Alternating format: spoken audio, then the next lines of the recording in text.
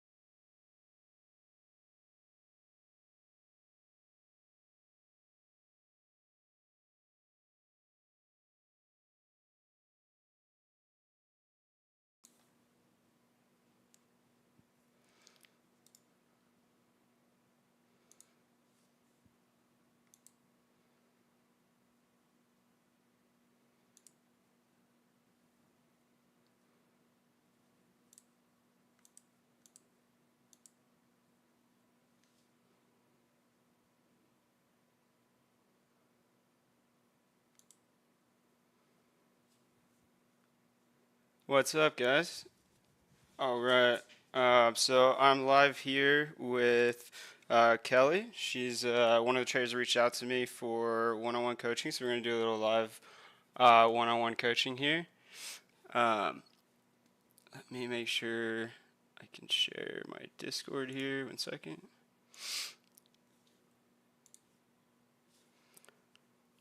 Okay.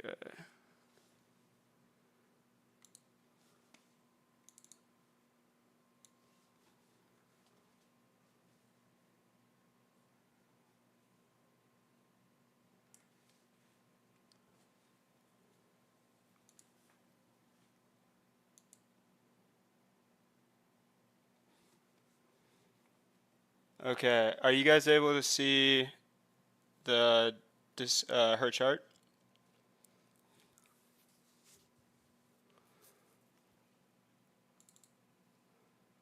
Oh, you have ultra wide. I might need to resize this. Hold on.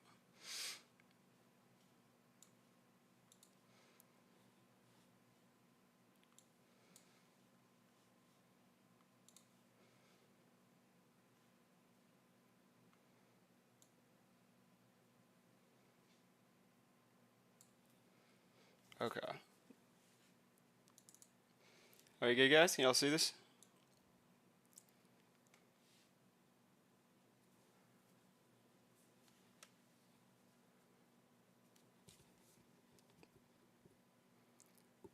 Someone put a 1 in the chat if you guys can see it.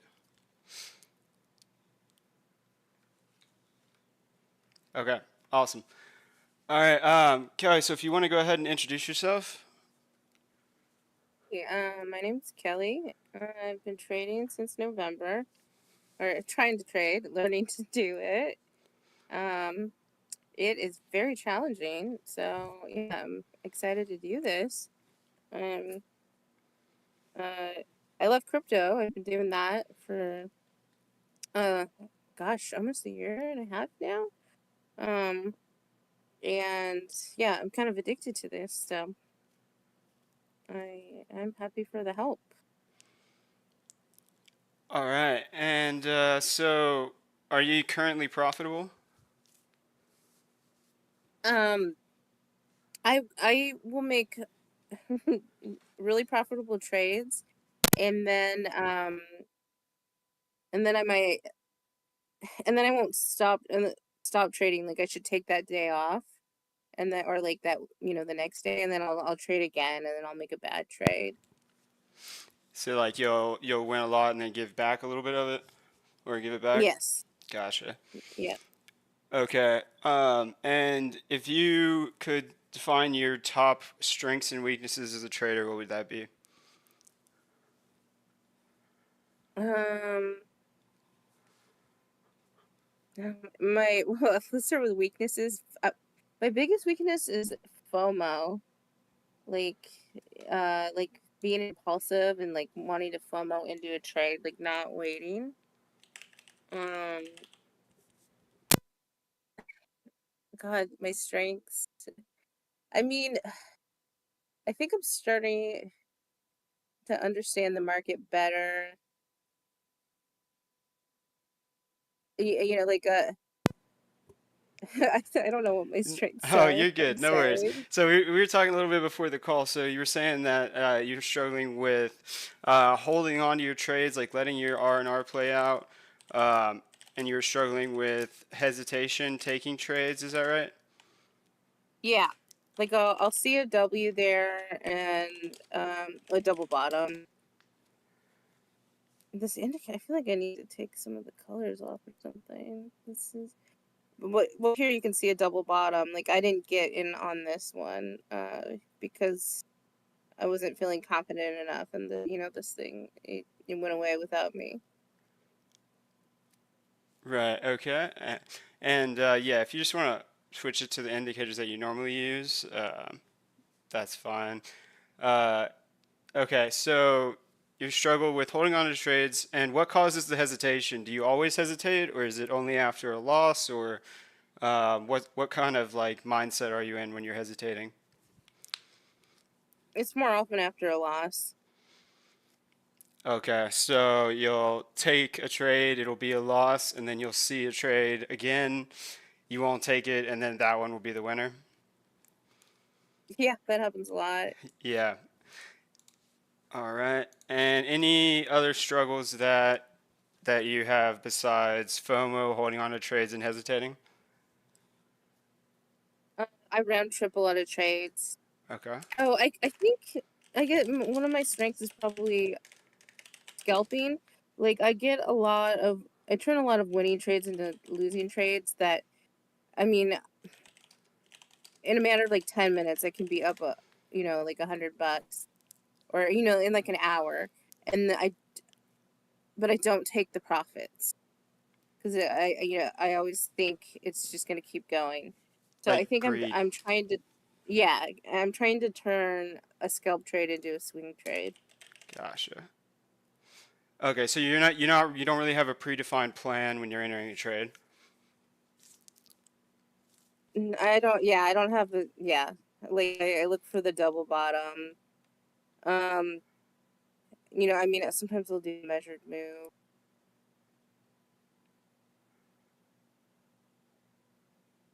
Gotcha. but I don't think I'm like studying, like pausing and like making a plan like Yeah. often Well, enough. no worries. Yeah, thank you for all that. Yeah, we can definitely address all that because I feel like that's stuff, especially like hesitation and like when to take profit. I feel like that's stuff that every trader struggles with. So that'll be really helpful for everyone. So I'm gonna show you a bit of stuff on my screen in a minute, but first, if you could just go over the last trade that you took, why you entered it, and why you exited. Okay. Let's see. Okay. Hopefully this color isn't like obscene. I was trying to, I don't know why I was messing around with my background colors. Okay, so I got in, and this was a FOMO trade. Um, I got in on Sui here while it was consolidating. Basically, I was like, oh, 278 Sui. And I didn't even notice the double bottom. And I saw red candles on Mexi. So I like this indicator here because I have a problem with the red candles. And then on Mexi, I bailed. Um, and yeah, I didn't even see it. It was like a pretty good setup because we have our double bottom here. And then I was like listening to some YouTube online, and somebody said something about really terrible money flow, and oh, that's also what happened. So it freaked me out, and I closed the trade. And right after that happened, it took off without me. Gotcha. Yeah. So you closed the trade because you were looking for other opinions and you found one that's contradictory to yours, and it like got in your head, and then you saw the trade turning red and you closed it. Yes. All right. Okay. So let's start there. Let's start with that trade. Let me get that pulled up on my screen here. Let me try to simulate what your screen looks like here. Okay, on Sui.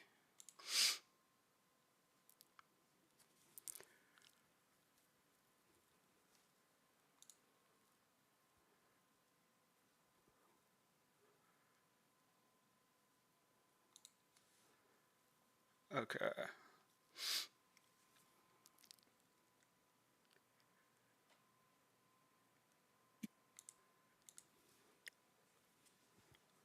Oh, my browser is frozen. Hold on. Bear with No me. worries.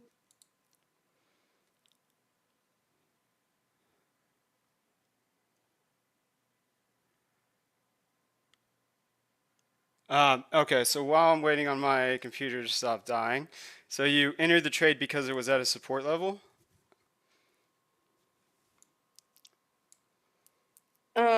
Yeah, there was some support here. It was consolidating, and part of it was just FOMO. There was a high volume node, and part of it was just FOMO because the price was so low, and like I was worried it was gonna go away without me. Gotcha. Okay. I'm just gonna have to I close out of really like my exchanges here, and then we'll just. I really like the VPVR, the VR VP.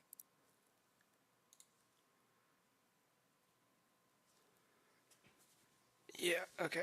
I'll deal with my trades later. These exchanges are killing my computer. Okay. So let me share my screen instead here. Yeah, the market's crazy right now. So,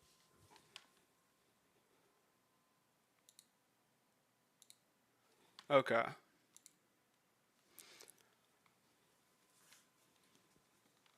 Uh, okay. It should be better now.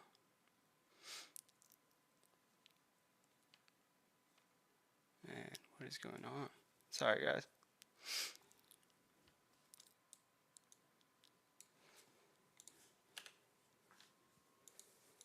Okay, here we go.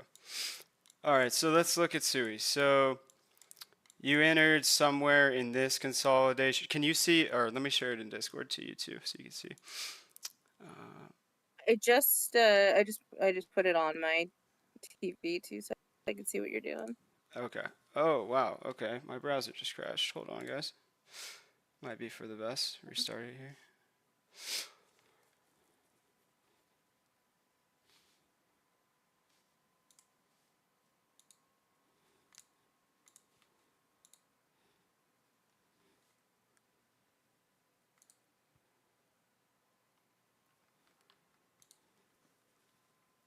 Like, I like the stream. Like the stream, guys. Yeah, I like the stream, guys. Sorry about the technical difficulties. I don't know what's going on with my computer right now. I apologize. Um,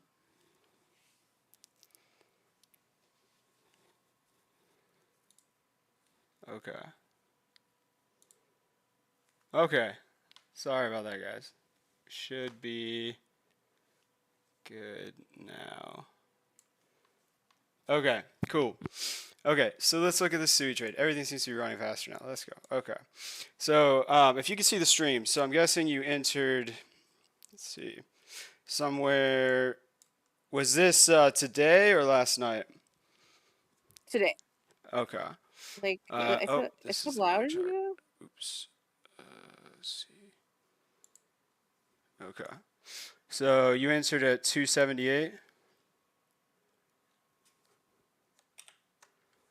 Yeah. Okay. So the reason that this entry is good is because you had this break of. Okay, so let's start at the beginning, right? So Sui dumped like crazy, right? So we know that we're anticipating some kind of recovery, right? So if we take where it broke structure and we draw a trend line here,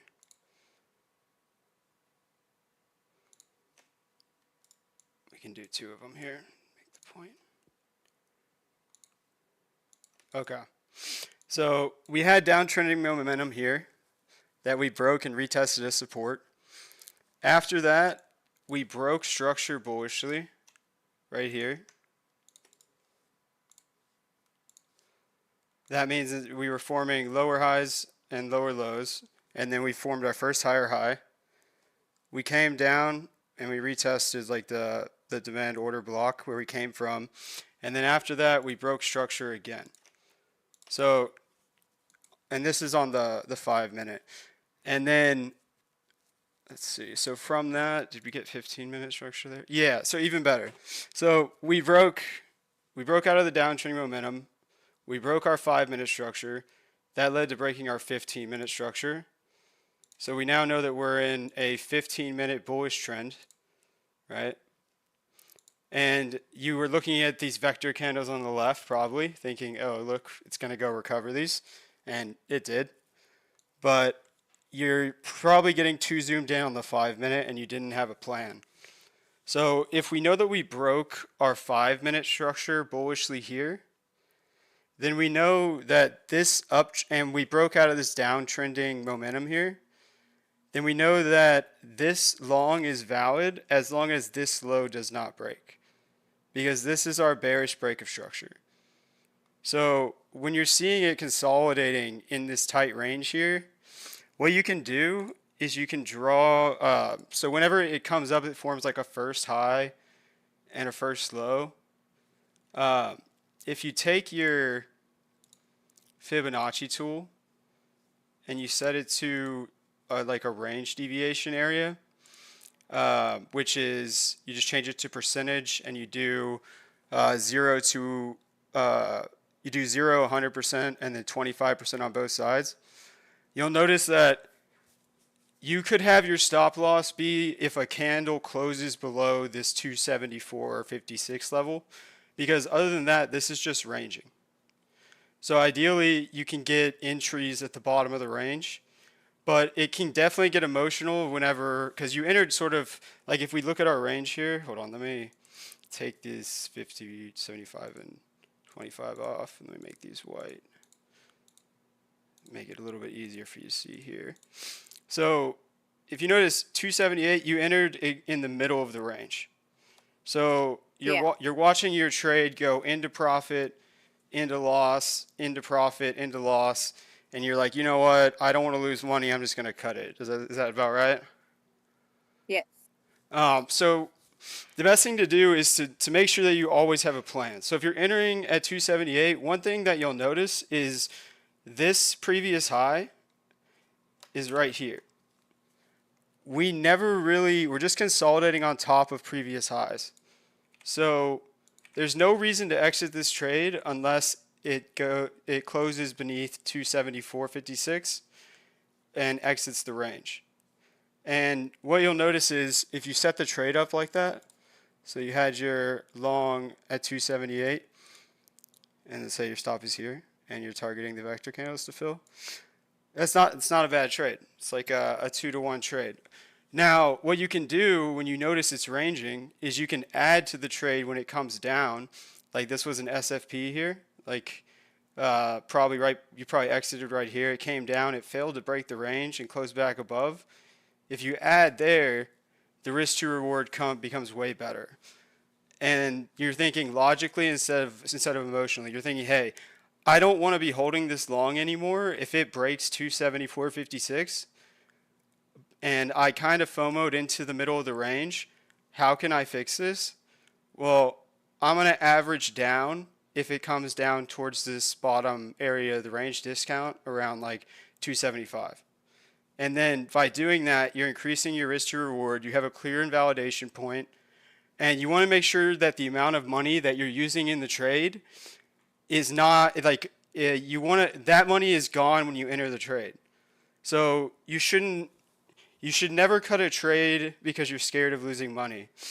You should always ask yourself this question: am I closing this trade because I'm scared of losing money, or am I closing this trade for a technical reason? And if the answer is you're scared of losing money, the best thing to do is to walk away, take a walk for 5 minutes, come back and reevaluate the plan. But most importantly, the thing that causes this mindset is that you're evaluating your success by whether you win or lose a trade. That's not how you should be defining your success. So success as a trader means, did I have a plan? Did I manage my risk? Did I execute that plan correctly? Did I let the trade play out? And if all of those answers are yes, then you win. So if this trade loses, so let's say the price is in this range, right?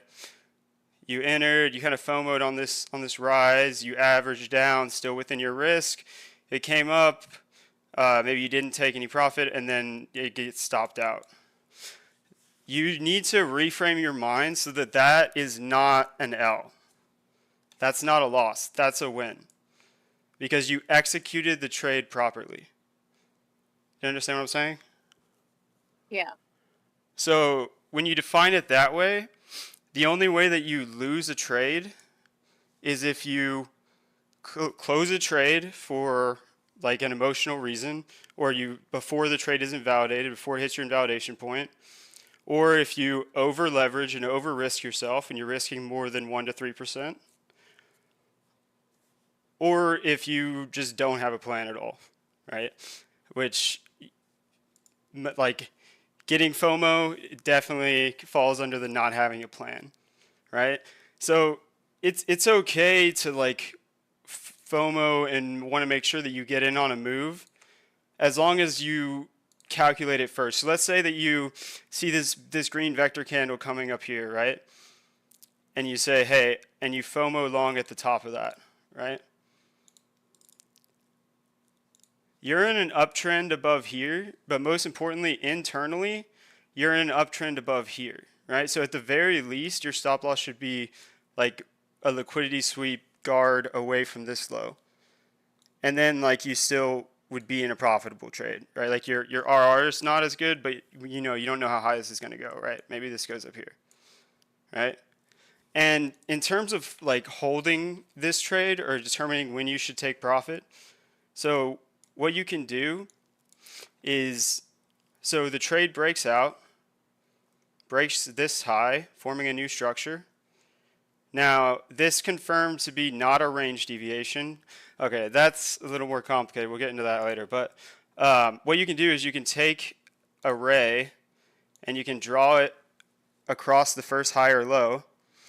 And as soon as you see two candles close consecutively outside of that trend line, you will look to close that trade because you've lost your uptrending momentum.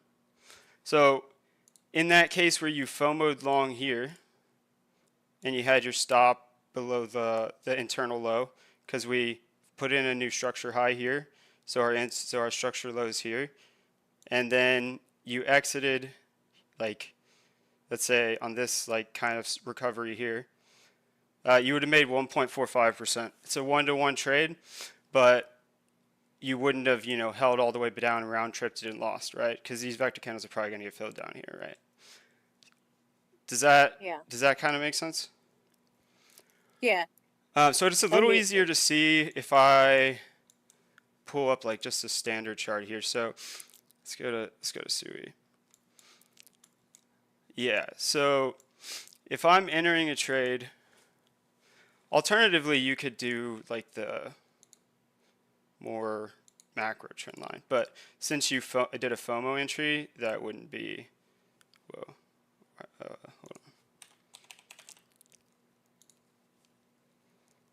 on. Okay. Yeah, since you did like had not the best entry, you're riding this leg, right? You long to catch the next part of the ride. So what you'll do is once it breaks structure, puts in a higher low, and then breaks structure again, right? Confirming that this was the low. You'll just draw your trend line, and this immediately failed, right? So that would be your signal to get out of the trade. Until then, you're just riding an uptrend, right? Once the yeah. uptrend breaks, you're out. And that helps too. Another good thing to do is to take some off, like 25% at the previous swing high, just in case, you know, it SFPs and comes back down on you. A high of a range is always a great place to take profit, and then you'll completely get out of your trade once you lose this uptrending momentum.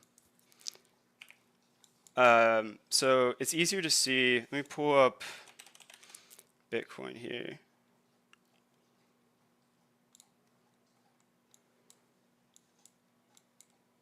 Okay, so let's say that you were in this short.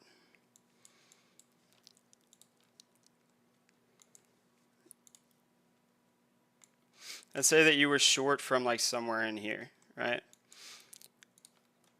If you take array and you connect it to the first high or low, what you'll notice is you would have been able to hold that short trade all the way from 107.6 all the way down to 104.5 without any concern, right? Because it never broke this trend line. And if you wanted to, you could have added at these points as well. That's and then cool. gotten out here. You can also get out at Yep. the break of structure, but you have to understand a little bit about structure to do that. And like same with, you know, like an uptrend, right? Like whenever it breaks structure, then you put your trend line on the first high or low. If I'm long from like the break of structure here, or down, or your double bottoms that you look for down here, you can stay in this trade until this breaks. So you could have gotten in somewhere around like 105, and you would have exited like 107. So that's just because otherwise, like this is just momentum. This is just uptrending momentum. So there's no reason to exit the trade because the price is going to go up and down. It's like waves. You just want to make sure that you're in the right direction. And the way to tell that is, has the trend changed? No. And then it changes here. This is where you would close. Ideally, you're like taking profits at extremes too.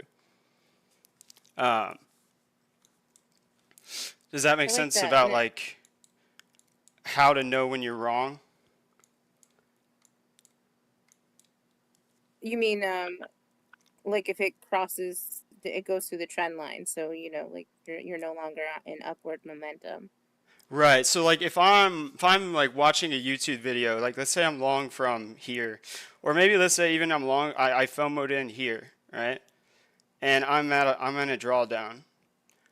I can zoom out instead of focusing on this micro range and draw my trend line here and be like, hey, if this breaks this, then I'm wrong and I'm out. And then you can ask yourself that question. Am I closing this because I'm scared of losing money or for a technical reason? And you can be like, my technical invalidation is going to be if we lose our uptrending momentum. And then you would have stayed in the trade. Everyone's freaking out. Oh no, Bitcoin's going to go down from here, whatever. Boom, you're in profit, right? And you're riding it up. So you always want to make sure that you're closing trades based on a technical reason because emotions are always going to wreck you in trading. Do you have any questions about any of that? 100%. Um, I don't think so. I really like this. I mean, yeah, this is similar. I've been learning the momentum trading with like when the 13 crosses the 50, but this Okay. is kind of simpler. I mean, it's like easier to follow. I like trend lines a lot. This one's basic. I mean, it's like the foundational thing. Oh, leaked a trade But there. I haven't thought to use that to stay in my trade. But so you're just saying like cut the trade if it breaks the trend line, right? Yeah, yeah. So I did. That's if you're like if you're trying to catch a trend, right? Like a trend reversal. If you're trading the range, then you should have like you should pull your like if like we're ranging right here, right? If I want to range trade this, you should pull your Oh, I already pulled it. Okay.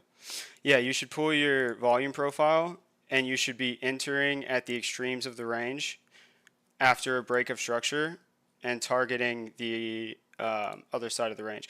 Now, like I said before, a way to tell if we've broken out of the range or not, if we take our first high and our first low here. Well, let's go to the 15-minute.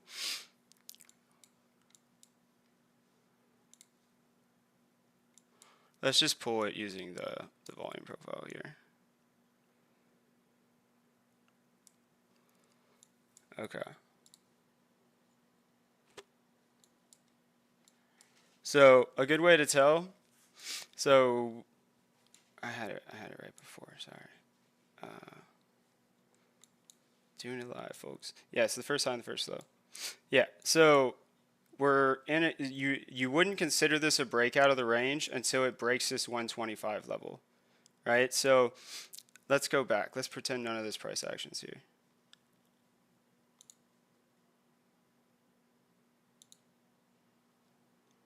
All right. So you have your. I don't know what this is. Hold on. All right. Thanks for bearing with me there. Okay, so we have our break of structure here. So we're going to pull our volume from the break of structure. So this is what we would have seen at the time. So you know that you're at your value area high. If you draw your momentum here, oh, where's the break of structure? Right here. First high or low. Okay. If you draw your momentum here, we see that we didn't break 105.6, which would be our range deviation point. So we're not considering this a true breakout yet. If you draw your momentum line, you can see that the momentum failed. So if you were in a long from down here, that would have been your exit signal. But conversely, if you're not in any trade, this would be a great entry signal because you have uptrending momentum failing, you have a break of structure right here,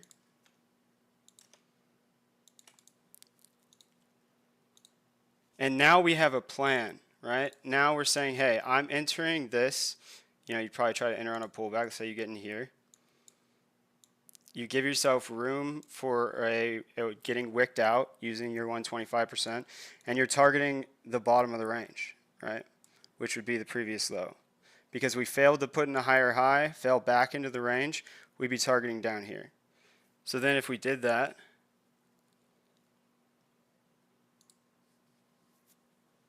you see the price came down more. Or I'm sorry, you can target you take TP1 would be at the value area low. But I believe it comes, let's go faster than this. And you would try to catch that as it like broke the trend line. Boom. And then you just did a 5-to-1 trade. Yeah.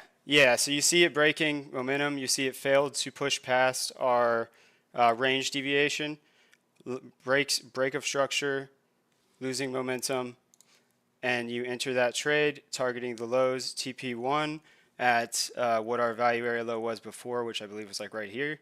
You would TP1 there.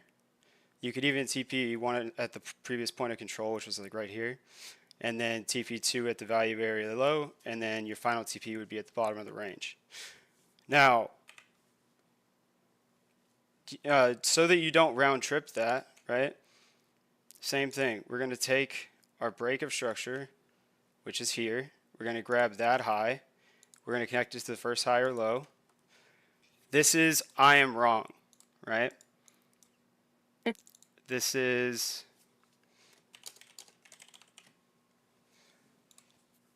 so you're in the trade that we entered with a plan.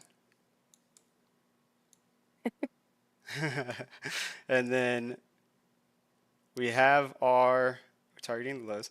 We have our I am wrong line, and the trade never broke that line and made it to the target. Does that make sense? Yeah. So this is a great way to trade like you also have obviously divergences in here, right? Like divergence traders, and then you see the break of momentum, you take the short.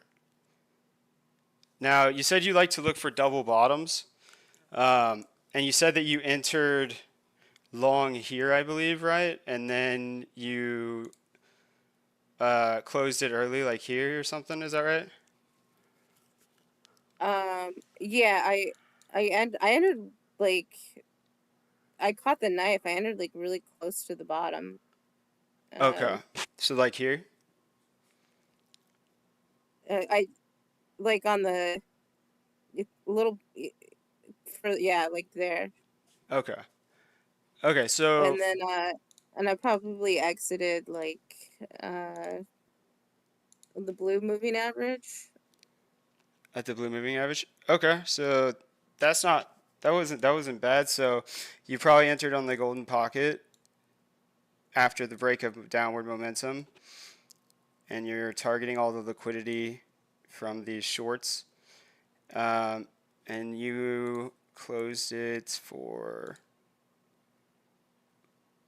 0.5%. That's not bad. Let me teach you something here. So the reason that double bottoms are good is because they change market structure. So whenever we're hitting this 50 EMA here, if this candle had, notice the previous high here.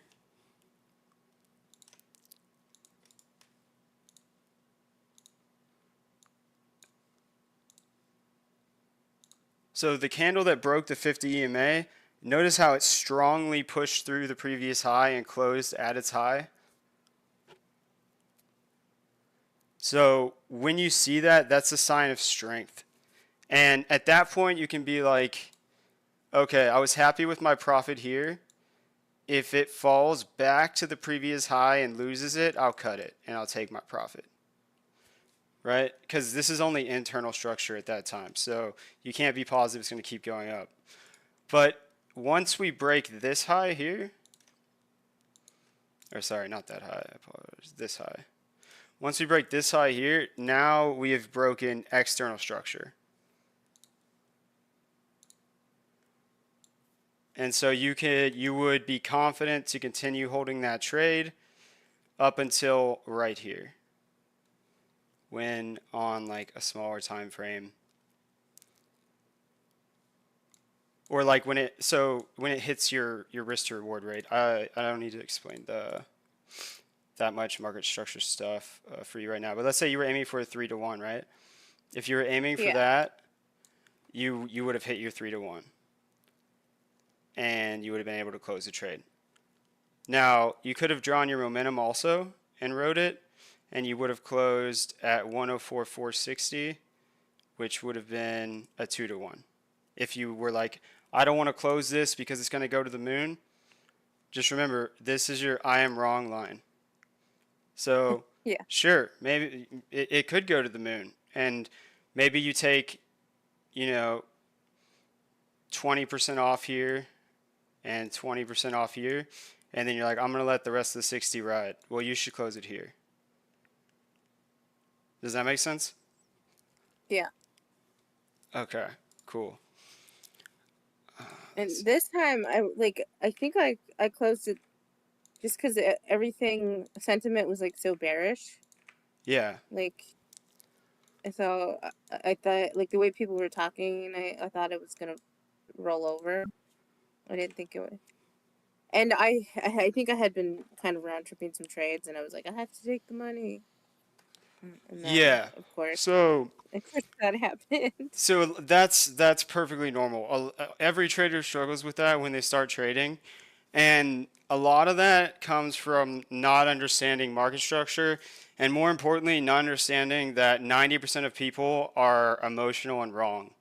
So that like when you're in a trade, you're always going to be able to find like three reasons that you could be wrong, right? Like, oh, well, this person says the money flow is coming out. Oh, well, looking at the liquidation heat map, it looks like there's a lot of liquidity below me. Or, oh, actually, this one candle looks like it's coming against me. I think I could be wrong. And that comes from a lack of confidence, from like not having a plan, and also comes from not understanding what your invalidation point is. So what my best advice for you in terms of holding on to trades is to have an invalidation point when you enter the trade. And again, one of the best ways to do that is just a simple trend line ray from the higher low. Another way to do that is with market structure. So just to give you a quick rundown of, do you understand market structure? Yeah, I think so. I mean, I know sport, resistance, change of character. Gotcha. Yeah, so basically if you have two candles, so like if you have two I know consecutive, like bearish. I'm not as good with candles. I know like bearish engulfing, bullish engulfing.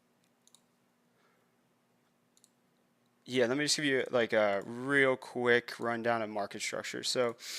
Um,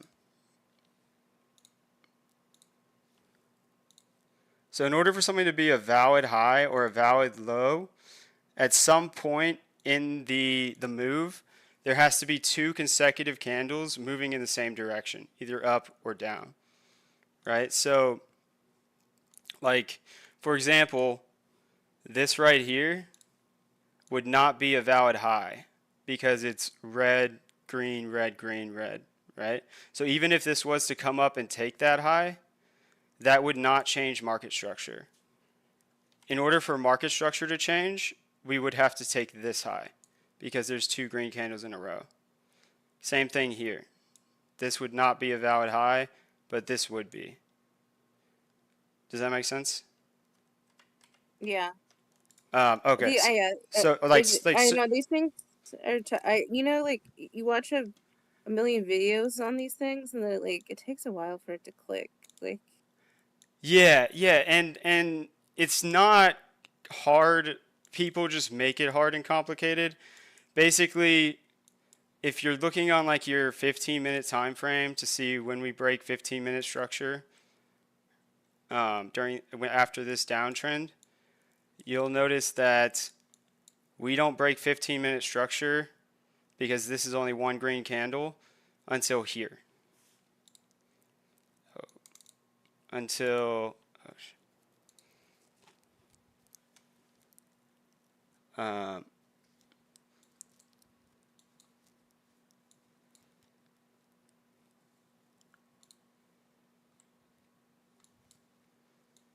yeah, I think it's like harder. It's harder to identify like in real time on the chart. yeah, that's what I'm trying to help you with. So we don't break structure until here. That's when we broke 15-minute external market structure bullish. Oh wait, that's the wrong drop. Where are we? We're here. So like we just had this big dump. Where's this does not count as a high because it's red, green, red, green, red. We do not break 15-minute market structure until we break this high, which we still have not done yet.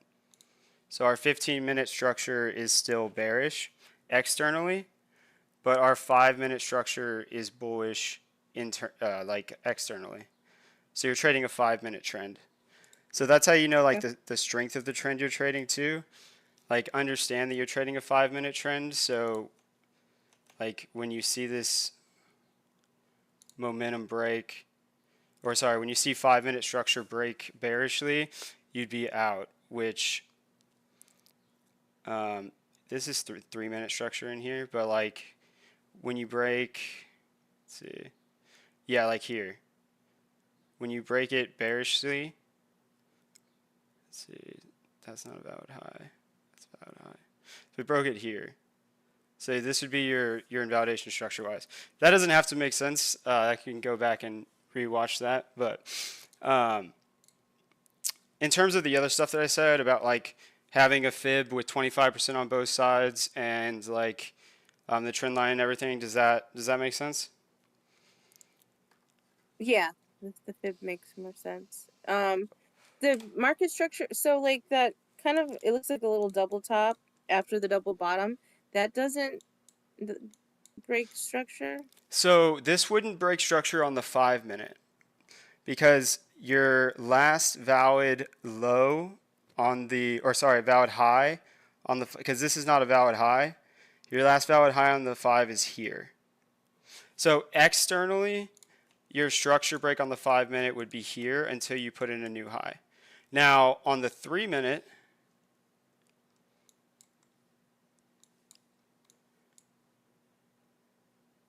no, this didn't even break 3-minute structure. Let's see. On the 2-minute, maybe? Yeah, so it would be a break of structure on the 2-minute. So you have 2 red candles in a row validating this low. Then you have at least two green candles. You come down, you break that structure. Now they brought it back up, and then this is where you break external structure. Right? Because this was the last valid high because there's 2 red candles after it. So this is your external structure high. So you break internal here, they stop you out, and then it comes down and breaks external. So if you got in here, you would definitely get out here when external structure is broken. Okay. If that makes sense. But I would stick to just like the trend line, and then there's like some market structure indicators that are less like accurate, but they're still like good when you're getting started. And you can use those to identify when the structure changes on you. And that would be an No, indication to get out. So that makes more sense. I mean, that helped.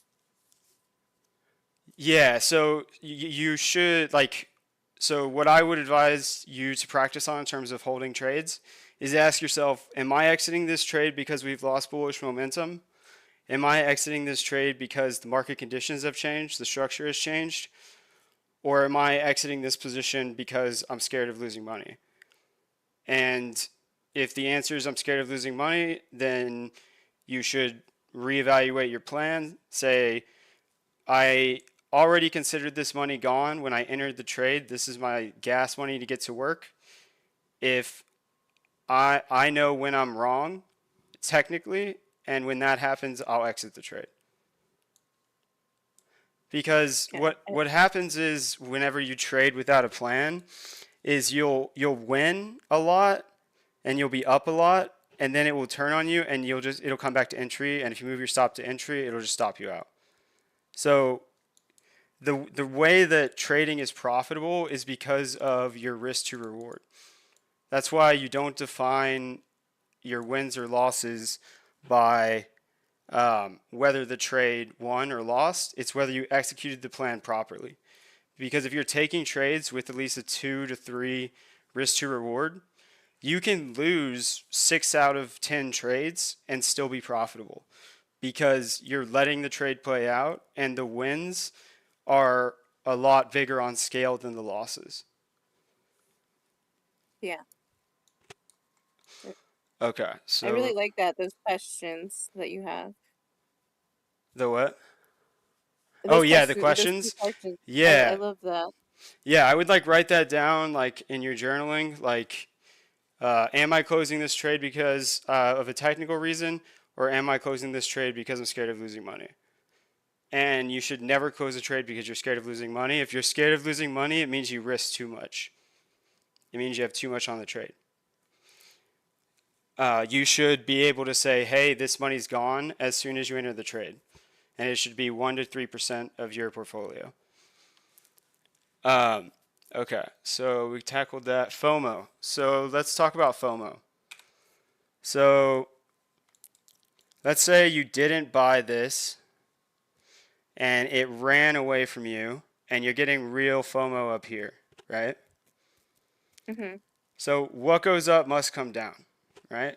So if I want to get into this trade, let's go to the 15-minute.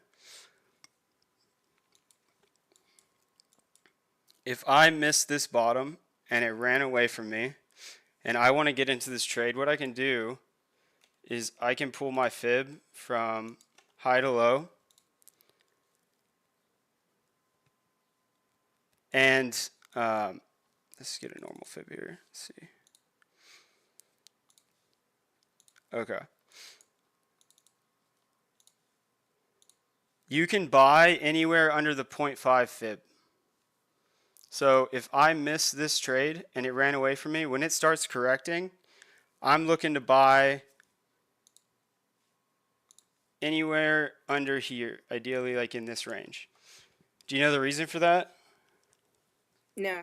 So the reason for that is because once it enters the 0.5 fib, say you bought here,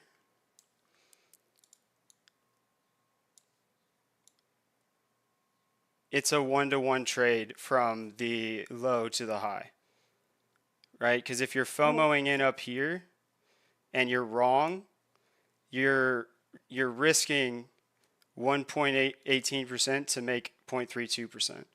Once it gets to the 0.5, it's considered discount and it's a 1 to 1 trade.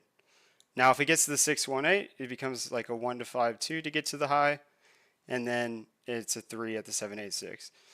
But if we then take from there, let's say you entered at the 0.5 and you're wondering where to target, you can take your fib and you can target the 1618. And if you do that from the 0.5, that becomes a 1.5% trade. And if it makes it to the measured move 2, you now have a 2 to 1 trade, right? So you would take partial profits at the previous high, and then you would take more profits at the 2 measured move. So notice how instead of FOMOing up here, we made a plan. The price came back to our level. We bought there. We know where we're wrong if this low breaks, and we have a plan for targets. Does that make sense? yeah, I like that. No, that's great. Something else to focus on besides like, oh no, it's going away. Yeah. Yeah, because the market's always going to go up and down. It's going to retrace no matter how high it goes, right? Like even in these up only rallies, right? Like it's running away, like it's still going to retrace at least to your 0.32 fib. Anything up here is premium. You don't want to buy it. But generally, you 0.32 trades are after like a really strong move. It's like I really want to get in, and this is like the first level I buy. But generally, you only want to buy this if it's a really strong trend because most things retrace more than that. But you always drawing your fib definitely helps you with FOMO and keeping you from just buying the top. Does that make sense? Yes, yeah. Okay, so yeah, so always have a plan that should handle FOMO and holding on to trades. In terms of hesitation, what that comes from, hesitation comes from not, again, not having a strategy and not trusting the strategy, not enough back testing. So, like, if you are buying double bottoms, you should go back in the chart and you should look at whatever your strategy around them is. You should look at every time that happens, and you should look at the win rate of how often they work. Or it can come from like live testing, but basically it's just knowing that if I lose, it's okay because I followed a plan. And if I win, I'll make more than I lost on my previous trade. If I lose, I'll make less than I'll win on my next trade. It's about just take the trade, but have a plan first, of course, but just take the trade. Because the more trades that you take, you'll realize that your account starts growing. And it's going to be slow at first, and then it compounds and it compounds, and then you're making tons of money. But you can't do that unless you're taking the trade. And losing is a good thing. Losing is a win as long as you had a plan and defined your risk. So every time you see something that meets your strategy, you take the trade. Okay. And a lot of that is just going to come from getting rid of that mindset of, man, I was wrong. I knew it. Dang, I lost. Like, no, I took the trade. I saw a setup. I took the trade. I defined my risk. It hit my stop loss, and I only lost 1%. That's a win. Or I saw the trade. I made a plan. I took the trade, and I made 3 to 1 on my money. That's a win. I really like that outlook, like that framing that can help me. Like the just a way to look at it more positively and frame it better. Like I think that Exactly. can be a big part of the problem. Because the market is random. So if you define like your self worth as a trader on like whether your trade wins or loses, you're defining your self worth on randomness. So you're, of course, going to have a couple bad trades in a row. That doesn't mean you're a bad trader. It just means that the randomness wasn't on your side, right? But Yeah. by defining your risk, instead you say, hey, I just lost 3 trades in a row, but I only lost 3% of my account.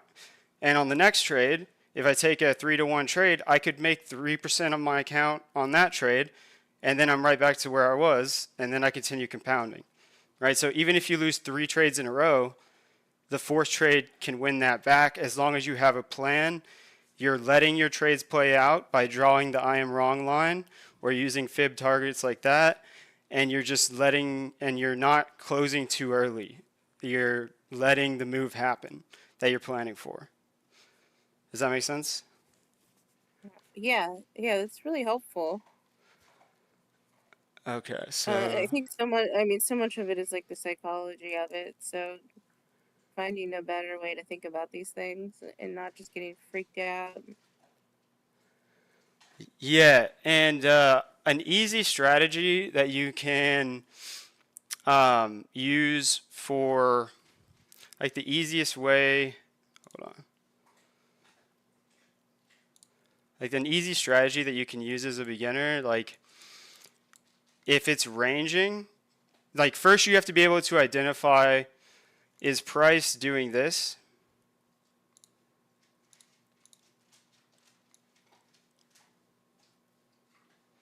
Or is price doing this? And let's talk about a trending market first, because that's where I'm guessing most of the FOMO comes from, is when you see the price making a huge move and you're not in, right? Um, so how to get on trend. So like we were looking at this downtrend before, everyone was sad because they weren't in shorts and the price is nuking, right? Well, what you Yeah. can do is you can draw the I am wrong line for the person who's short from over here, and you can be like, no, actually, I think you're right. I'm going to take the trade here. And the good thing about that is that your stop loss can be much tighter, and you're riding it to when there's where the trend line broke. It ended up being a 10-to-1 trade, right? Even if you catch it, let's say here, you say, no, I think you're right. I don't think you're wrong. You have a tight stop. That was a 5-to-1 trade. And if you took profit at the bottom, another 10-to-1. But you'd have to understand like small time frame market structure. And for a beginner, it's just better to wait for the I am wrong line to break. So that can help you get on into these big trending moves without just, maybe you FOMO here and then the price starts coming up on your short and you're scared and you close it and then the price nukes and you're like, oh man, dude, like, so that would be a loss for a trader, right? If I enter on this trend line with a plan and I say, hey, if this I am wrong line breaks, I'm out, but I'm trying to ride this this downtrend, and then the market does this, breaks the trend line, and just starts going up, that's a win because you defined your risk, you had a plan, and you took the trade. And the next one, or the one after that, or the one after that, you'll make that money back, but only if you manage your risk and you have a plan every time that you enter the trade. Does that make sense? Yeah. Yes. And like even on the way up here, like this is really easy for a beginner because order blocks can be complicated. Let's see, so let's go on like a bigger time frame. Let's say you want to catch a bigger move.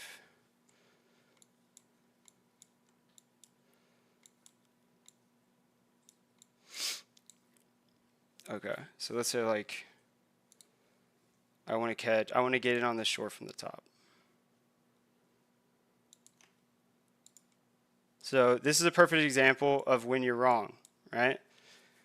But you would have had a break of structure in there. But like if you were using that strategy and you're like, okay, I'm going to short it here, you would have been wrong, right? But then when you see it retest and hold this, you can get long because we just broke our downward momentum and you can ride that up, right?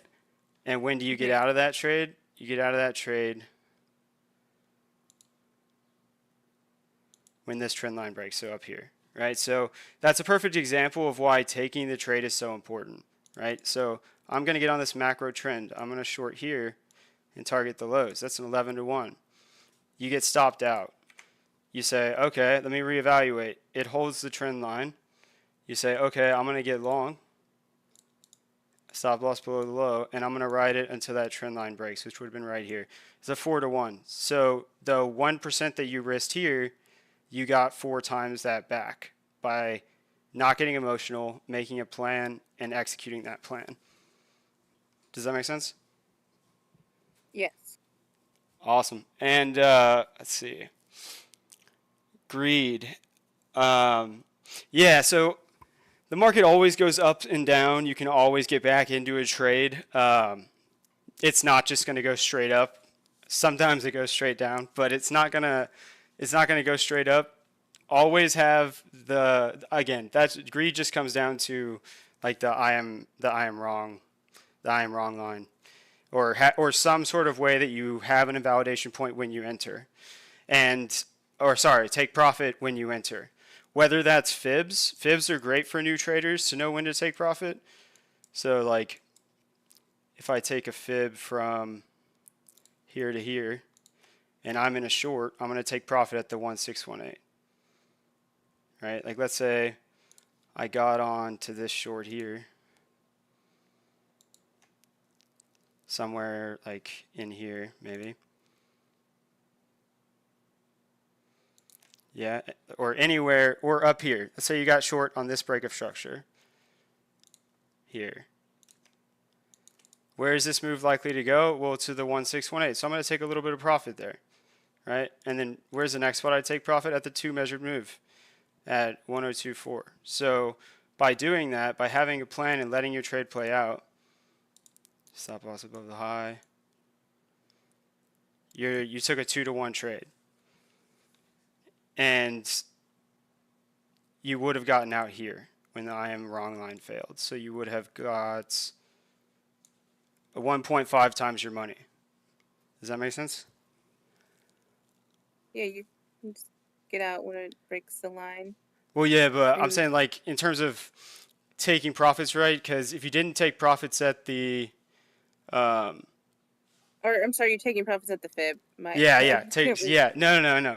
But good, you're thinking right. Yeah, exactly. Get out at the I am wrong line. Yeah. Because for example, if you drew like your I am wrong line like this,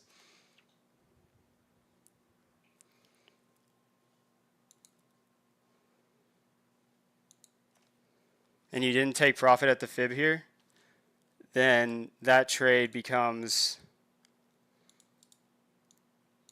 it's still good you let the trade play out, but it only becomes a 0.58 to 1. You see the difference? If you take profit here, it becomes a 1.28. So it's a big difference. So you want to have targets in mind when you open the trade. That stops greed, and you want to know when you're wrong.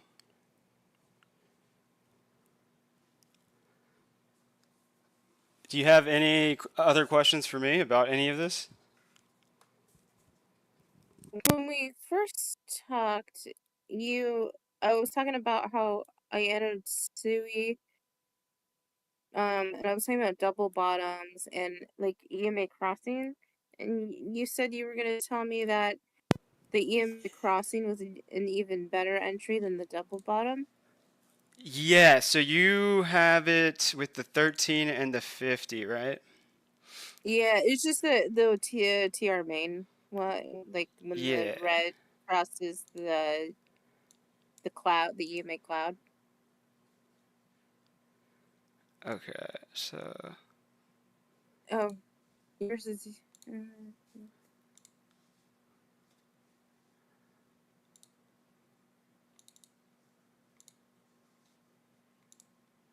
okay. So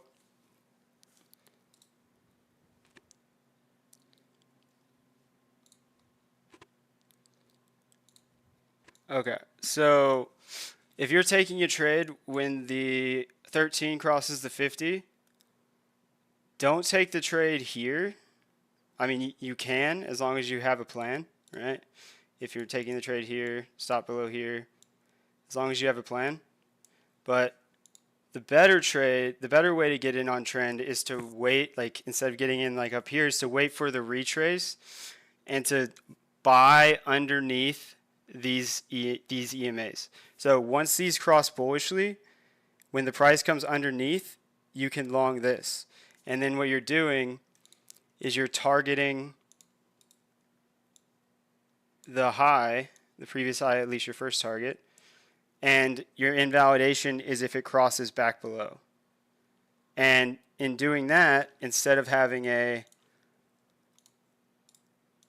big stop loss like this and it becoming like a 1-to-1 trade, instead of that, you're having a 3-to-1 trade.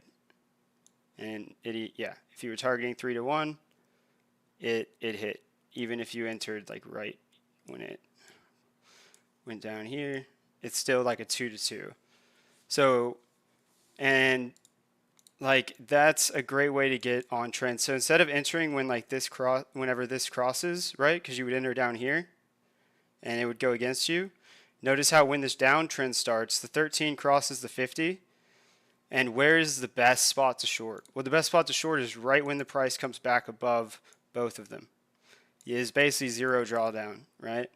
And so by waiting, that trade becomes like a 16 to 1. Instead of if you enter down here when it crosses and you're wrong, well, where's a good place to put my stop? Well, it's got to be above the previous high.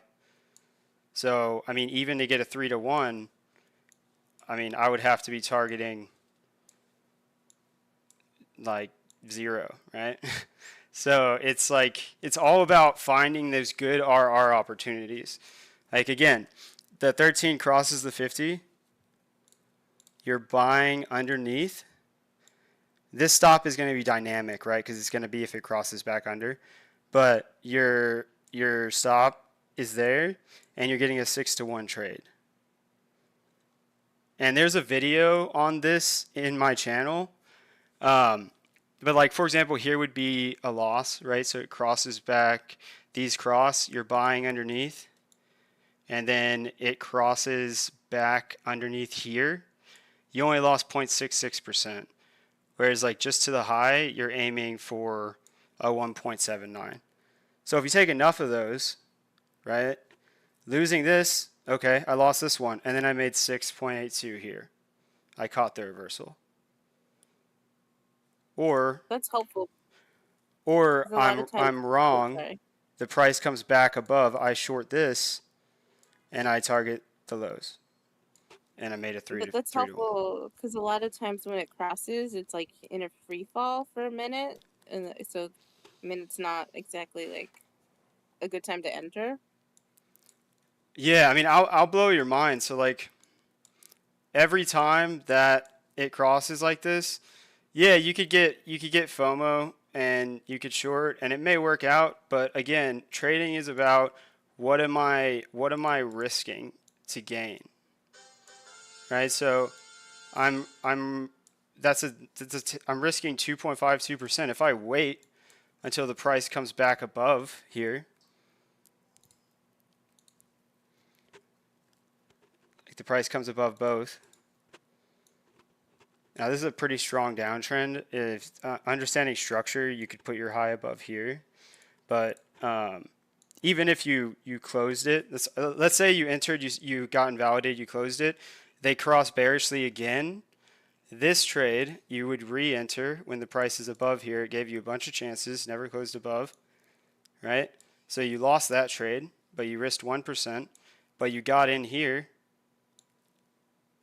and it's a 21 to 1 by just waiting for them to cross and selling above.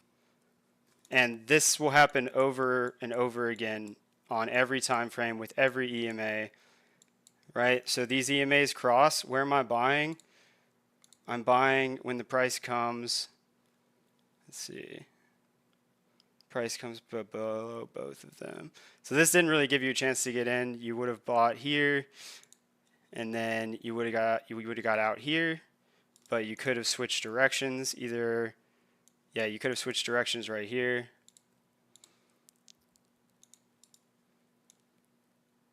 Targeted the lows, and you would have made a 4 to 1, right? But the point is, instead of FOMOing, you're waiting for a better entry. Um, yeah, so like even if you took this trade and it crossed, so you got out. Well, this is even better because it crossed all three. Selling right here would have been perfect. But um, even if you got out here, you would have caught this trade here. And this is a super easy beginner strategy that you can use. It's really simple, and it gives you high RR trades, right? So that would have been a 20 to 1. Yeah, Now, it's a when really you're, high risk. again, it's important to identify when you're ranging and when you're trending, right? Because this strategy, you're going to get ripped apart in a range. I mean, it's still going to work, honestly, but it's just not going to give you as good of returns. If you're ranging, what you can do is you can pull, let's see, We're ranging right now, are kind of. Maybe. What is the Bitcoin price right now? 104,889 or Oh, okay, 104,700. yeah. We are ranging because we haven't moved from where we were when we started. But yeah, so if you identify that we're ranging here, you can pull a regression trend. Like let's say the price is here, and you can extend that trend right, or it'll extend it automatically. And you're just looking to buy at the lows of the range. Now, this was after a big move down, and you're looking to sell at the highs of the range. And if fails to make a new high, rejection from there. And then when you see it break that, that's a good indication that we're probably going down, right? And you could have done your strategy. You could have waited for the EMAs to cross. You would have got stopped out here, but then you would have caught the 20 to 1. And that's what's important, is understanding that getting stopped out is not a loss. Getting stopped out is good because it just prepares you for the next trade. Now, if you incorporate the 200 EMA in it as well, then like you can catch even better trades because you wouldn't have gotten validated there. But just in terms of a simple strategy for you to be profitable, that's a great strategy to use if that's already what you're looking at. Um, yeah, I love how you flesh that out because I mean, I kind of struggled on like how to enter with it before. Um, so that helps a lot, like seeing it fleshed out. Yeah, and the reason for this is because like in situations like this, when this lower time frame EMA crosses a higher time frame EMA, it shows that the trend is down. So when you're selling above both of them, you're selling an overpriced asset in a downtrend.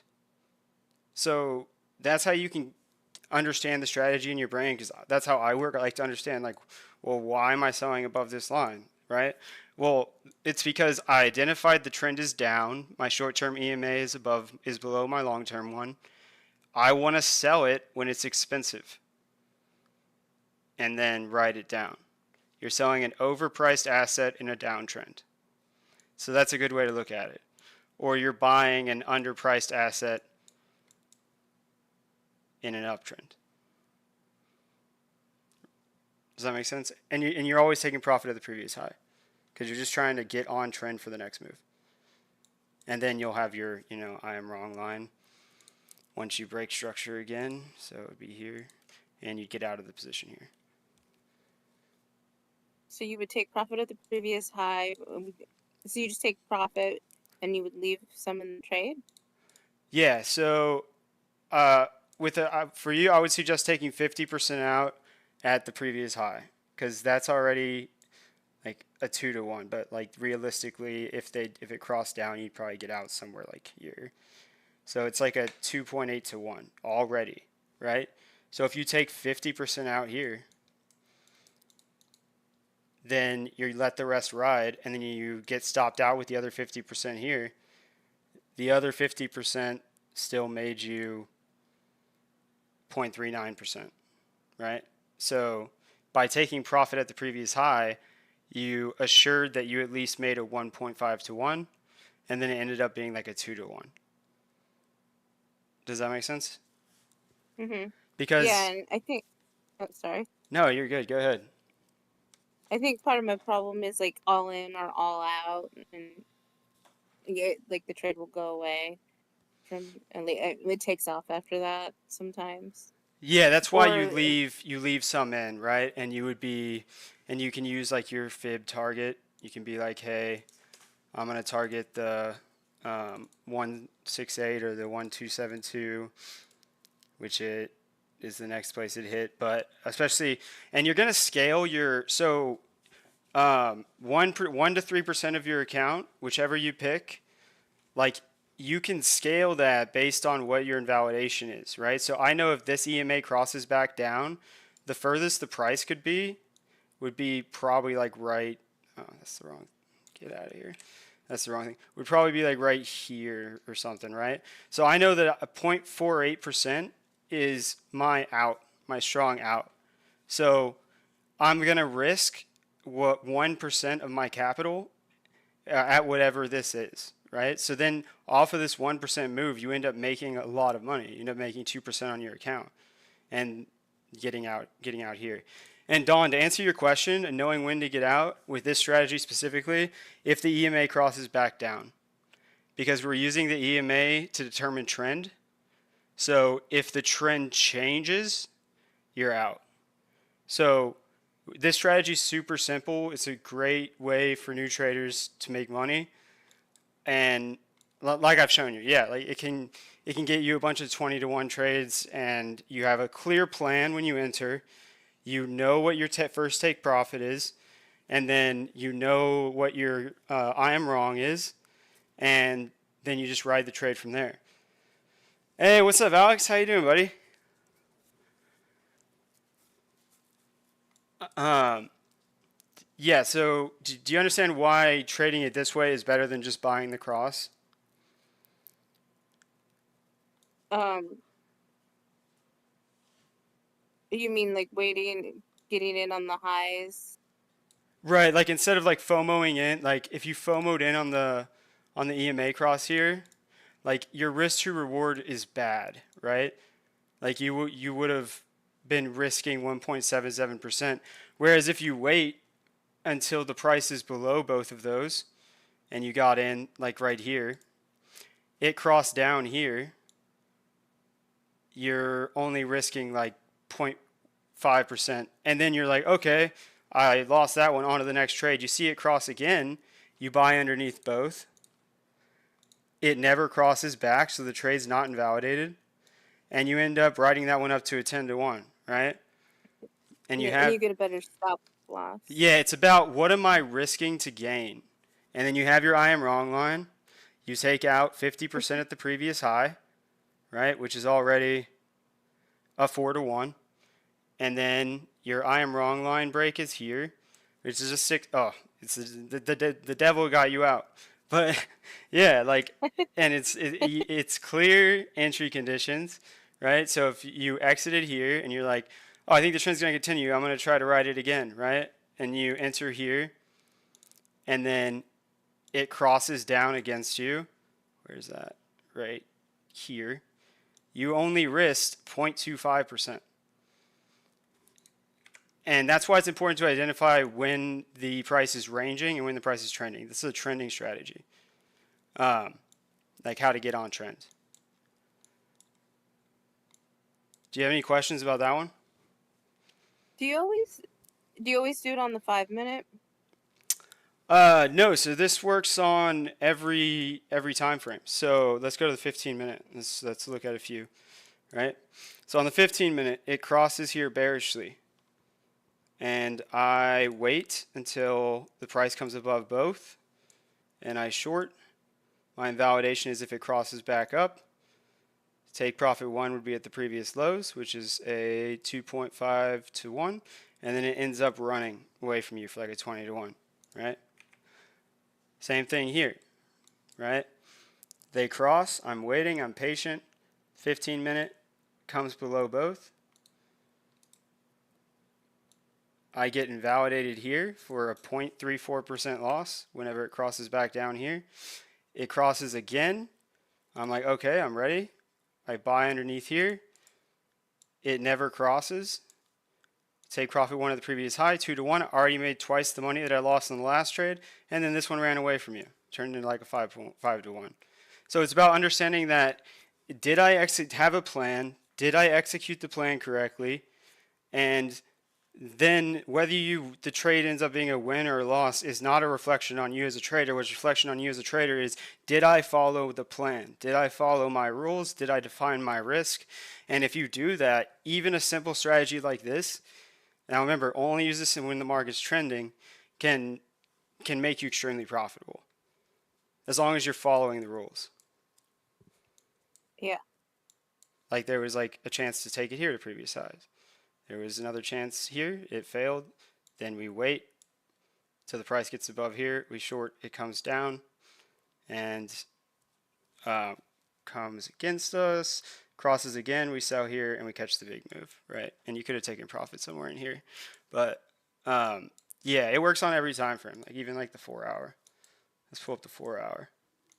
And I know ranging it doesn't really work. I mean, because it's just like constantly crossing. Yeah, yeah, exactly. Because like here, you're just gonna get chopped up, right?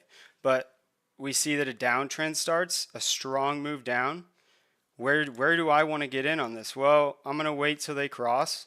My invalidation would be if this crosses back up. This is the 4 hour time frame. I'm taking profit one at the previous low, a 7% move, a 4 to 1, and it ends up turning into like a 10 to 1, right? And the way that you could find your targets for that, again, oh, that's wrong, is taking your fib tool and taking fib targets, taking some out at your 1618, taking some at your 2, and then um, if you left a runner, you could have followed down here. But even if you just got completely out at the measured move, it's a 9 to 1. So like with this one trade, if you had lost 9 trades in a row before, you would make that back with one trade. Does that make That's a good, sense? that's an awesome risk to reward ratio. Yeah, that's because you're having a plan. You know that the only reason I'm showing you the strategy is because I've back tested it. So like you're confident that your strategy works. You have a plan, and you're just mechanical. You're just are my conditions met? Yes, I'm taking the trade. Oh, this one didn't work out. I'm waiting another chance. Okay, I'm taking the trade. And it's not about whether the trade wins or loses. It's about am I executing this trade right over and over again, this strategy right I was over and over again, and managing my risk. I was looking at Fartcoin, like its recent drop, and on the 5 minute, the EMA was like kind of constantly crossing, but on the 15 minute, like I mean, I don't know. There's no way to predict that, but or maybe it depends on the asset. If you get to know it better, you have a On its real most like a recent drop, yeah, you had chances, right? So the downtrend starts here. What am I waiting for? I'm waiting for the price to come above both. Okay, I'm gonna short. The EMA never crosses back up. I'm taking profit at the previous lows. So 3 to 1 ends up going lower. Probably hits a Fibonacci target. Yeah, it hits the 1272, and I'm taking profit at the previous lows for a 3 to 1, or yeah, for a 3.5 to 1, and then if you take profit here, that's a 5 to 1.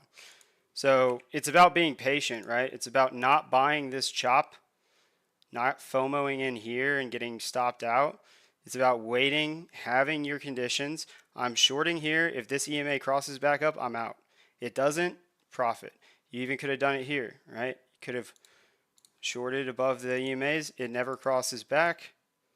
You're targeting previous lows, and it's a 2.5 to 1, and it ends up running further. So, is that what you were talking about? This drop here?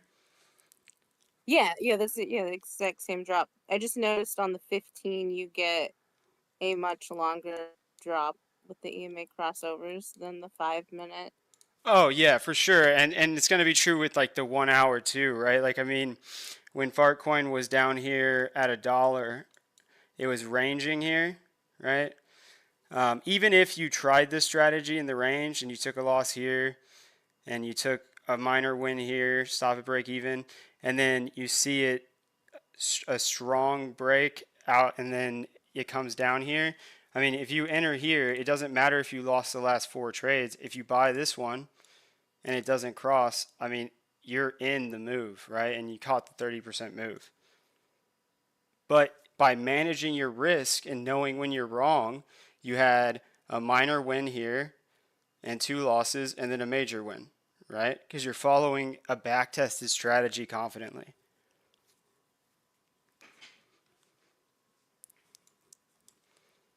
Stick to the plan.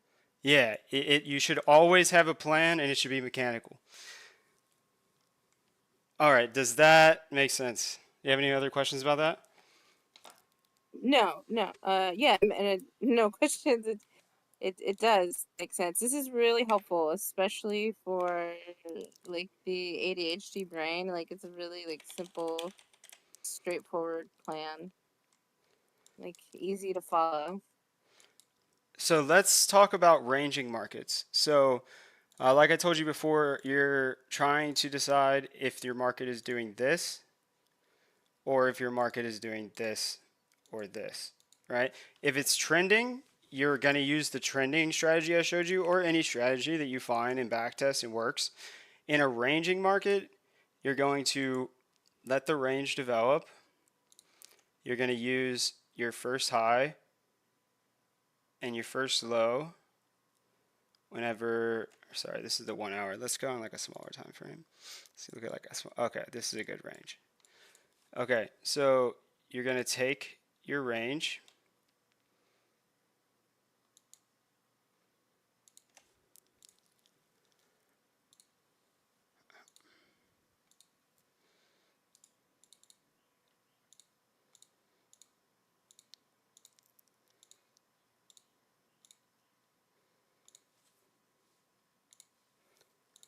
All right, so you know the price is ranging as long as it stays within these red and green lines. You're going to pull your volume profile. And you're looking for when the price is underneath the value area low, the assets on sale. You're going to draw your downtrending momentum line here. You could even draw like a more local one, right? And when you see the downtrending momentum breaks, we didn't confidently break below this line, and we break, you can take that trade. Generally, you'll want to wait for the change of character, but you can do it without that. You're going to take the trade, and then you're going to target the value area high, and that gives you a good risk to reward ratio. So if you're putting your stop loss below the low, you're targeting the value area high. That's a 1 to 618. Now that was a big deviation, but let's look at like the long. So the price is trending up. We see it's easier to do it more locally. You see the change of character occurrence here. You see the break of momentum. You can take that short position here. You can put your stop below the high, and you can target the value area low. This is a small value area, so this is a bad example. I apologize. Let me find a better range. Let's see. What's a coin that ranges some? Let's just use Bitcoin. It's ranging right now. Okay, perfect. Yeah, it is ranging right now. Perfect. So is that the best spot to use? Let's see. This is ranging to, yeah, we'll just use right now because that way it makes sense and is applicable. So you'll take your fib and you'll define the range from your first high to your first low. Let's see. Let's pull volume from the breaker structure. Okay, so you can define your range like this. Now Bitcoin, this is a news day, so it's not really behaving with the range deviations, but normally the asset will, right? And what you're looking for with a ranging asset is you're looking for, this is news, this is not going to be helpful. Let me find another range that's not news. Yeah, so like if we're ranging like this bear flag, I think alts are starting to run a little bit. Maybe not. Okay, no. So I need to zoom out. Sorry. no, you're good, no worries. So like when we're in this bear flag, so when we're ranging in this channel, you can just draw like a parallel channel here. And what you're looking for is you're looking for when the price is downtrending.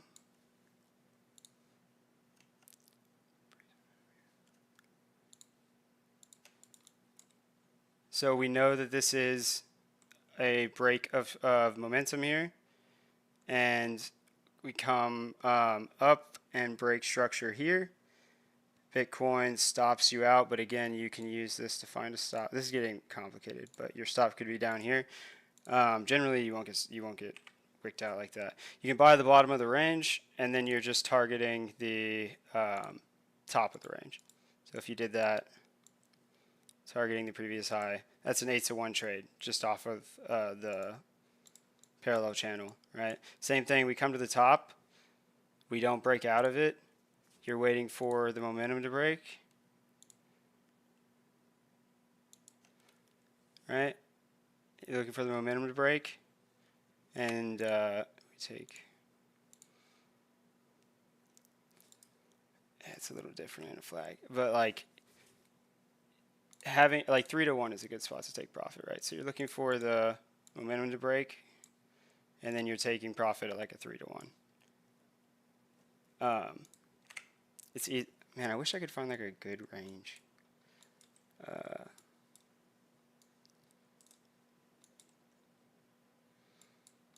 Oh, here's a good range.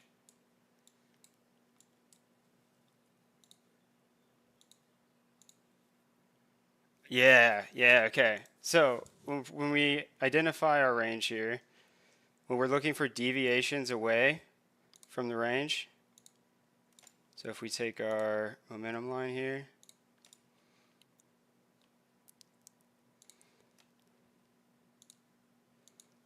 we're waiting for a break of momentum, and then we're waiting for a change of character here, and you can short that, and you can target the value area low. And you want to make sure that you get a good risk to reward. Like if it's 2, I would take this. I would probably take this on on a retrace that doesn't break structure and then has a change of character occurrence again. And then I'm getting, yeah, it's tough, but the strategy, if I could find a better range, it'd be easier to tell you. But basically, you're looking to short the extremes of the range, assuming that neither of these two levels break. You're just looking to short here. Yeah, maybe that's easier. Maybe we don't have to include momentum. Identify a range, mark out the first high and the first low, this strategy, and then you're putting your stop outside of the range deviation, and you're targeting the low of the range. Then you get a 4.33-to-1, right? And same thing here. It comes back down to the value area low. You're taking a trade. Let's say you got in like here, whatever. And you're targeting the high. Now, this one you would have taken profit at the POC for 1-to-1. But yeah, ranges you're just looking to buy the extremes as long as these two levels don't break, if that makes sense. And incorporating like the momentum concepts that I've taught you in like market structure. This is, I mean, it's better than what I used to do. I used to just like look at the range and then set a limit order for the highs or the lows of where it's already hit. And that was that was basically it. Yeah, this 25% up and 25% down will, for range trading, will save you from getting wicked out, right? Because let's say that I wanted to buy the value area low break here. It reclaims the value area. I'm like, cool, I'm going to put my stop here. I get wicked out, right? But if my stop is below the value area, it's still a 2-to-1. Now, this one failed, but some of them won't, and POC is your first target, so you would have taken profit there. But it just saves you from getting those scam wicks, right? Like if I short the top here, like let's say I shorted here, and I put my stop at the 25%, I'm targeting the low of the range, then I'm getting a 2-to-1, and I don't get stopped out here. Because I don't want to be short on this asset after 112 too. Now that would have turned into a swing, but you know, you left the runner. But yeah, basically it'll save you from getting wicked out.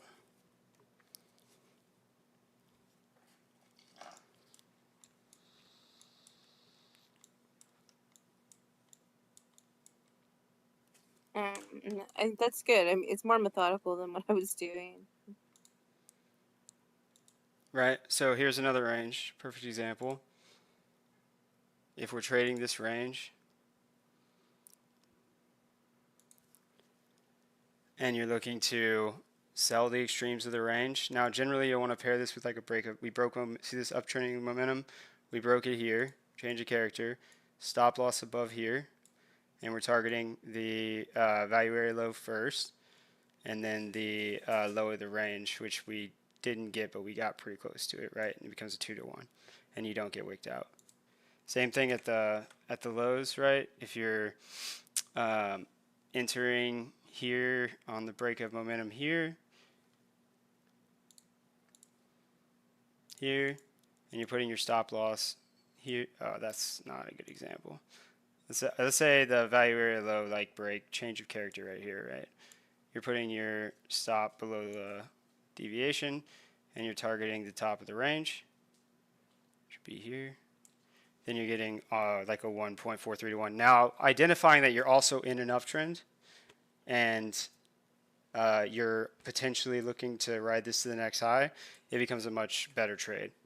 Like if you're trying to get in on a consolidation after a break of structure, this will help you know if we're coming down, we're going to break this level.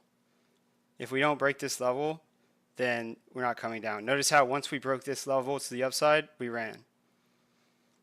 And again, if you're in that long, how do you know when to get out? Use your I am wrong line. 2 candles close below, remember? So you get out here.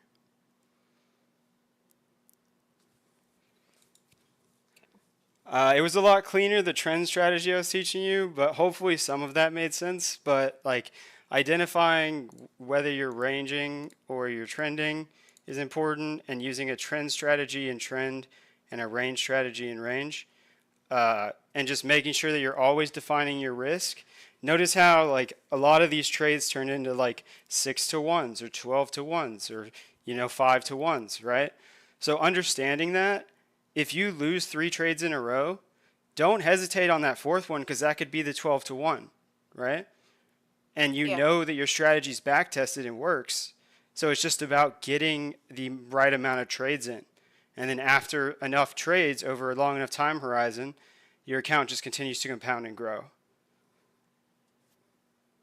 Um, no, I like that. This has made me feel a lot better. I was kind of, I don't know, I wasn't in a great mood. I was about trading today. I was not feeling great about things. Yeah, and that You can made me happen feel a lot because, better. sorry, go ahead.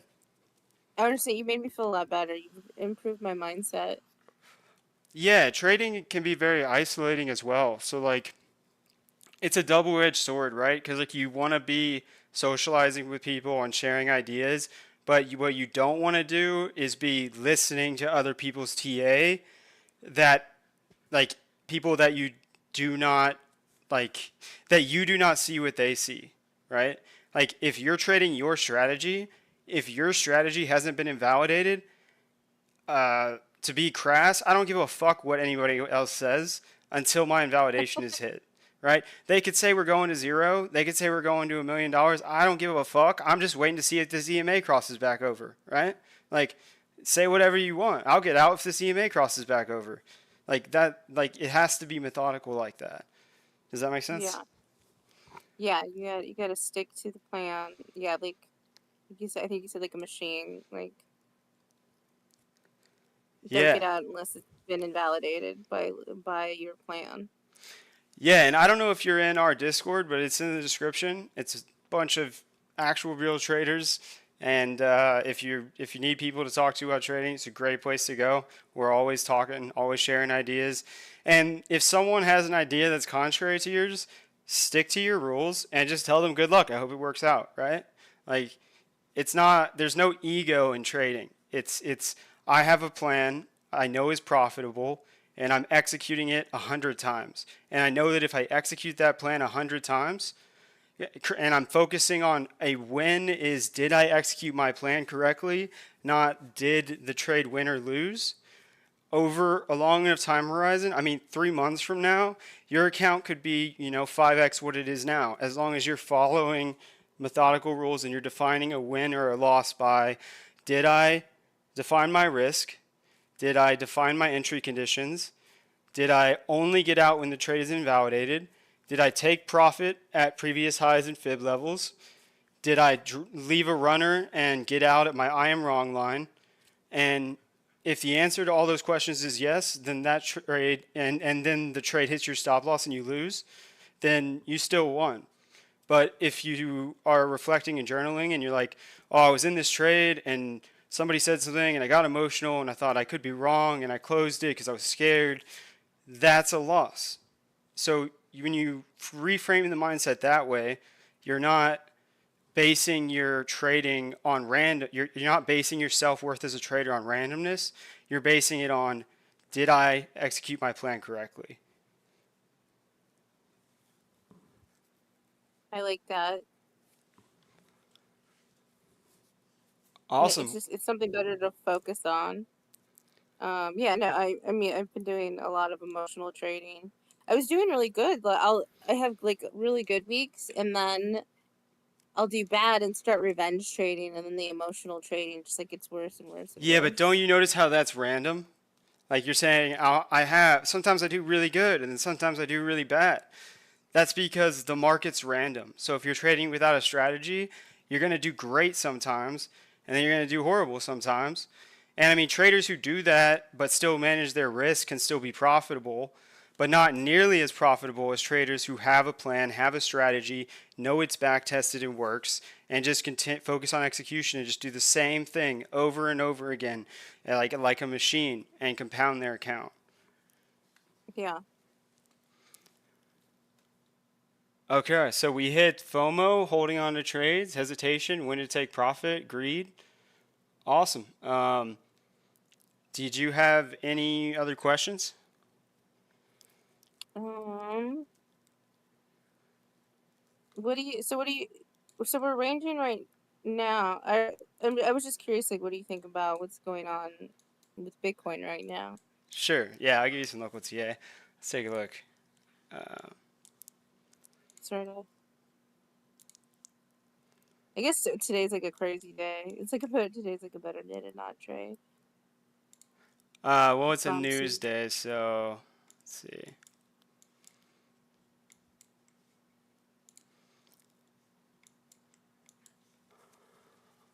Oh, I was gonna tell you, I think your Discord link is broken. Oh, thank you. 1 second.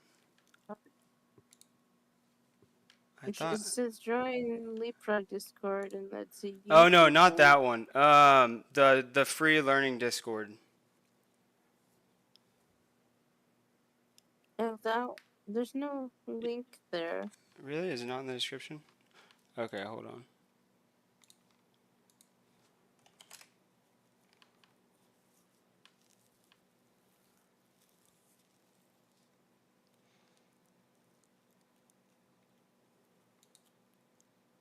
Oh, it's oh yeah, free. Oh, there's no link. Thank you so much. Yeah.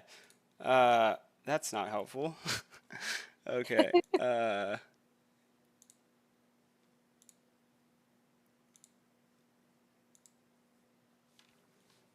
Okay. Oh, Alex's link is not there either. I gotta add that one. Hold on.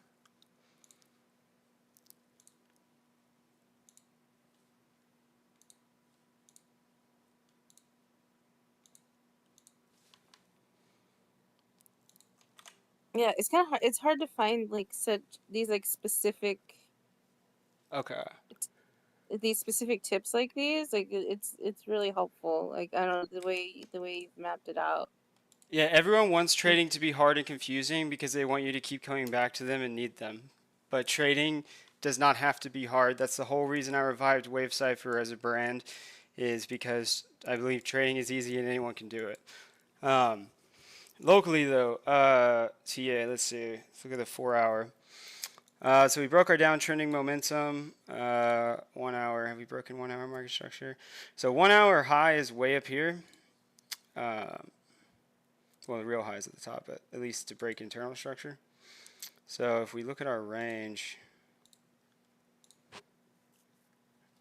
so discount is here. Premium is above the 0.5, 0.5, so I notice like that's where price is. Um, rejecting from before. Or yeah, we haven't even made it up there yet. This is the VWAP volume support that we have. We're above it right now. This is our resistance line here. Let's go to the 15 minute, probably be more helpful for you. So the 15 minute, have we broken structure yet? Let's see. We have not broken, we broke internal structure on the 15 minute here.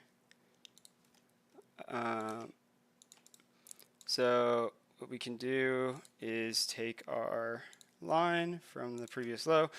This is your I am wrong line. So, I mean, pretty good RR to take. Did we liquidate me? No, we didn't. Okay. Or just stop me out, not liquidate. Sorry, guys, wrong term. But yeah, like this is your I am wrong line.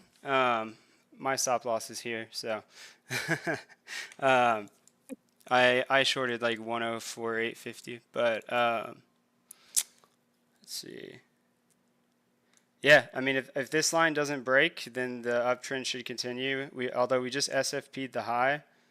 Let's see what volume looks like. Yeah, I mean, I would just watch this line. If this line breaks, you can target. If this line breaks and you lose your point of control, you can target down to 103.5 on a short. But yeah, kind of right now in like a no trade zone until this breaks. This is your, so we broke 15-minute market structure bearish here.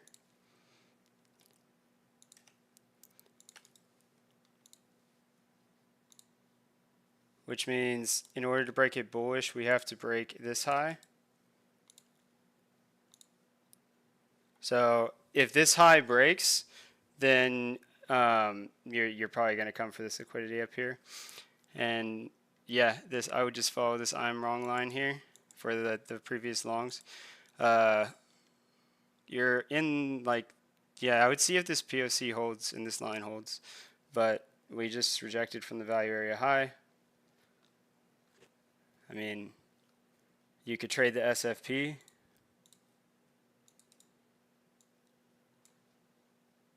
This would be the highest RR trade right now, but you'd want to see that I am wrong line break.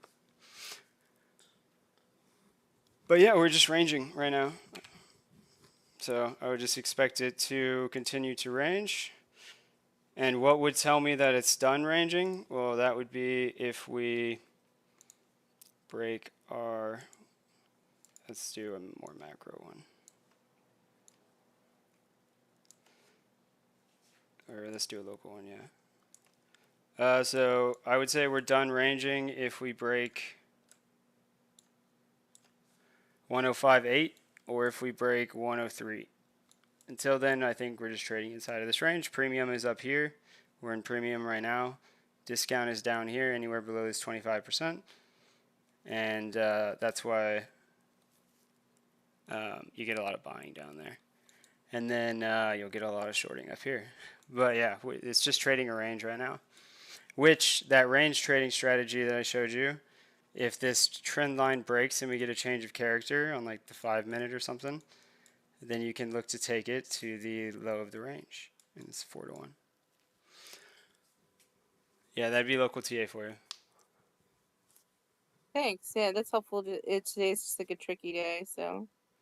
Yeah, generally with FOMC days, you're gonna see like a heartbeat pattern and then like a drift, a slow drift up. And generally it's the start of bigger moves, but we're in kind of like a macro bearish environment right now. So if we break 105.8, then that confirms our direction up and you'd be looking for pullbacks to buy. Or if, if we break 15-minute market structure here, I'd be convinced that they're going to go a little bit higher because we already mitigated this demand, this supply right here. On the upside, the level that I'd be watching is this unmitigated supply right here. Like the short here is really good RR. On the downside, if we come back down along here, with a change of character occurrence is really good RR back to the highs. You want to trade the extremes. So those are the three trades I have for you. If this line breaks, you can short it down. If we hit our head on this supply and we get a change of character occurrence, you short it down. If we come down to this demand, we break locally. Like if we come down here, put in some structure, break it, you can take this trade up to the high for a 6-1. That'd be local TA for you.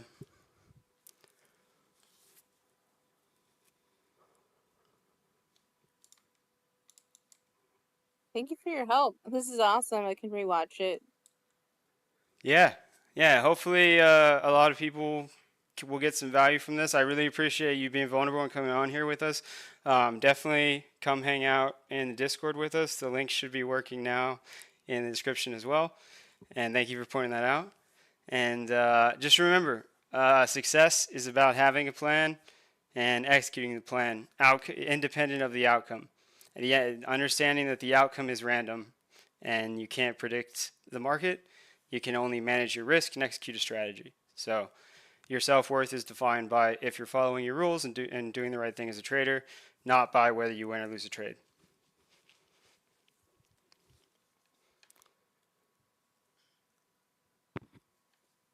All right, awesome. Well, I think we'll call it there.